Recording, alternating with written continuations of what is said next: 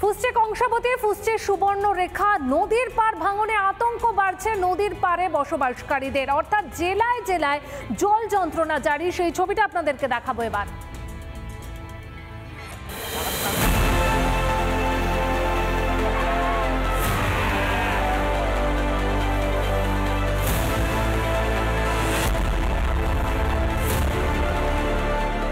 সুবর্ণরেখার পারে ভয়াবহ ভাঙন, নদীর গ্রাসে ঝাড়গ্রামের মালিঞ্চা গ্রাম। আতঙ্কে প্রায় 250টি পরিবার। খেলার মাঠ, আম বাগান, ক্লাব ঘর সব তলিয়ে গেছে নদীতে। ভেঙে পড়েছে বিদ্যুৎ খুঁটিও। প্রায় 100-র কাছাকাছি এবারেও ভাঙছে আর কি। এই শুধু আষাঢ় মাসে, আরো আপনার শ্রাবণ ভাদ্র আশ্বিন আরো 3 মাস আছে। তার বেশি আতঙ্ক যদি না কিছু করা যায় এর প্রতিরোধ, তাহলে মনে হয় যে ছাতনা মালিঞ্চা থাকবেই। এবছর তো যে এসেছিলেন, এই যে আমার মানসবাবু তো এসেছিলেন সেদিন, এসে বললেন যে হ্যাঁ ইমিডিয়েটলি একটা কিছু একটা ব্যবস্থা করো। তারপরে ওনারা কি করছেন আমি আর কি করে বলবো। রাত্রে তো মনে হয় এই গত মানে যে মাসটা গেল, আষাঢ়ের প্রথম থেকেই তো আরম্ভ, আষাঢ়ের মাসটা মানে আষাঢ় মাসটাই চলে গেল, আমাদের রাতে ঘুম হয়নি। ফুসছে কংসাবতী, ভাঙনে আতঙ্কিত নদী পার লাগোয়া গ্রামের মানুষেরা।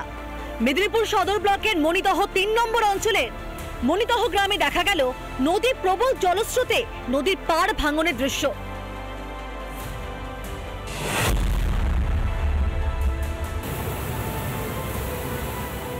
বাংরি নদীতে হরপা বান, বানের সঙ্গে আলিপুরদুয়ারের মাদারিহাটের জামতলা এলাকায় টোটো পাড়াগামী সড়কে আটকে যায় যাত্রীবাহী একটি বাস। অল্পের জন্য প্রাণে রক্ষা যাত্রীদের।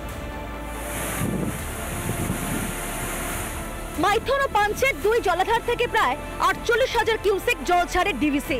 সব মিলিয়ে জল যন্ত্রণা জারি জেলায় জেলায়। রিপাবলিক বাংলা। নানা ধরনের কন্টেন্ট দেখার জন্য লাইক করুন, শেয়ার করুন আমাদের ফেসবুক পেজ, সাবস্ক্রাইব করুন আমাদের ইউটিউব চ্যানেল। পাশাপাশি অন্যান্য ব্রেকিং নিউজের জন্য অবশ্যই চোখ রাখুন রিপাবলিক বাংলায়।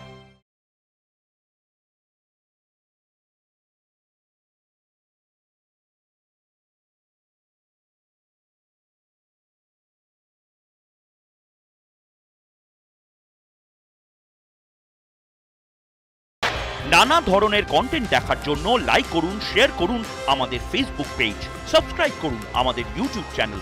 পাশাপাশি অন্যান্য ব্রেকিং নিউজের জন্য অবশ্যই চোখ রাখুন রিপাবলিক বাংলায়।